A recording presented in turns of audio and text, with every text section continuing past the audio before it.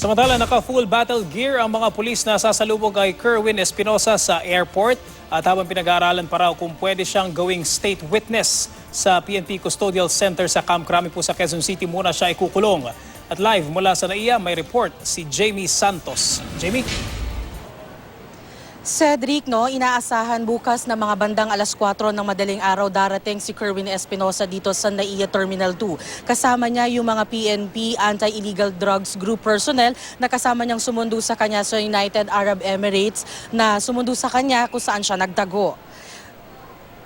Pero sa mga oras na ito, maituturing pang normal ang sitwasyon dito sa NAIA Terminal 2. Wala pa namang karagdagang paghihigpit sa seguridad na ipinatutupad sa NAIA. Sa bukana pagpasok ng Terminal 2, patuloy pa rin ang nakasanayang sistema. Lahat ng sasakyang papasok, kailangan ma-inspeksyon muna ng mga gwardya. Wala pa rin tayong namamataang mga PNP personnel mula Camp Crame na nagbabantay na rito sa NAIA. Ayon sa ilang airport police na nakausap namin pero tumangging humarap sa kamera, wala naman daw utos sa kanila na magdagdag ng tao para sa pagdating ni Kerwin Espinosa.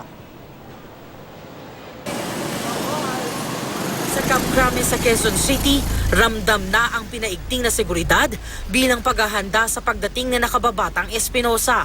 Hindi na basta-basta makakapasok ang mga sibilyan at sasakyan sa kampo. Ang miyembro ng media dapat may clearance na para makapasok. Sa kuhang ito ng GMA News, abala na sa pag-aayos ng mga gamit at baril ang Quick Response Unit ng PNP Anti-Illegal Drugs Group na susundo kay Kerwin Espinosa mamayang madaling araw. Armado sila ng malalakas na uri ng armas, bulletproof vest at Kevlar helmet. He will be immediately brought from the airport to Camp Crame through the secured several routes already prepared by the security team. So there will be primary, alternate, contingency and emergency routes prepared by the security, the one that is in charge for the security. Sa PNP Custodial Center, ikukulong si Espinosa habang pinag-aaralan pa ng Department of Justice ang posibilidad na gawin siyang state witness. Nauna nang ipinahayag ni Kerwin ang pangamba niya para sa kanyang buhay at ng kanyang pamilya. Agosto ngayong taon, nang mapas lang ang abogado nilang si Attorney Rogelio Bato sa isang ambush. Nang sumunod na buwan, naiulat na patay ang dating ka-live-in ni Kerwin na si Ana Luliaguno sa Cebu City. Sa ngayon, hindi pa malinaw kung may kaugnayan sa droga ang mga naturang pagpatay. At nito ngang November 5, napatay sa loob mismo ng kulungan ng ama ni Kerwin na si Albuera Mayor Rolando Espinosa nang manlaban di umano ng silbihan ng search warrant ng mga tauhan ng CIDG.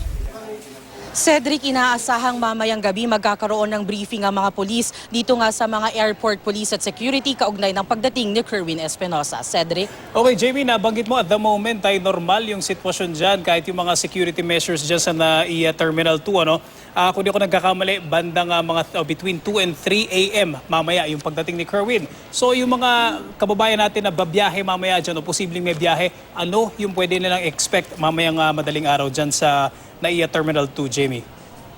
Yes, Cedric, may tuturing pa ngang normal pa rin yung sitwasyon dito sa NAIA. At ayon nga dito sa mga airport police at security na nakausap natin kanina, ang asahan mamaya ng mga darating dito para bumiyahe o yung mga darating dito galing ibang bansa, medyo mas may mahigpit na pagpapatupad na seguridad. At yun nga ang sasalubong sa kanila na umiikot din dito sa palibot ng NAIA Terminal 2 ay yung mga PNP personnel na complete battle gear. Sabi nga naman nila, kumbaga sasabihan naman nila ang mga ito na kumbaga iwag matakot, dahil baka mamaya nervyusin yung ilang dumating kapag nakakita ng mga naka-full battle gears, wala naman daw dapat ipangamba ang mga ito dahil nga inaasahan lamang yung ganitong pagpapatupad nila ng seguridad sa pagdating ni Kerwin Espinosa. Cedric. Okay, maraming salamat sa update na yan, Jamie Santos.